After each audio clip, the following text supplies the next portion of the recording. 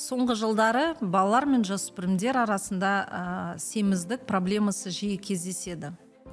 Бұл организмде артық майдың жиналуымен байланысты, және ол денсаулыққа, ұйқыға, көңіл күйге және мектептегі немесе университеттегі жетістіктерге әсер етеді.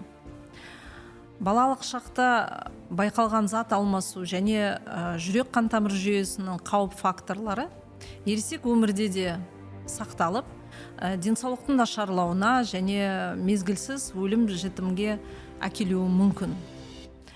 Бүгінгі таңда Қазақстанда әрбір 5-ші бастауыш сынып оқушысы артық салмақпен семіздікке шалдыққан. Ал жасөспірімдердің шамамен 15% артық салмаққа ие. Және ең өкініштісі, көптеген ата-аналар бұл мәселені байқамайды. Негізгі себептер ол дұрыс тамақтанбау, тәттілер мен фастфудты көп жеу, қозғалыстың аздығы, гаджеттерге көп уақыт өткізу және ұйқының жетіспеушілігі. Семіздік, қант диабеті, жүрек аурулары, буын проблемалары және тіпті баланың өзін-өзі бағалауына әсер ету қаупін арттырады. Не істеуіміз керек? Дұрыс тамақтану, көкөністер, жемістер, дәнді дақылдар, ақуыз, ет, балық, жұмыртқа, сүт өнімдері, ал тәттілерді, газдалған сусындар мен фастфудты біз шектеуіміз қажет.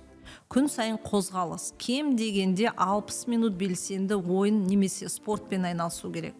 Ұйқы мен режим. Балалар жеткілікті уақыт ұйықтауы қажет. Және ең бастысы отбасылық үлгі.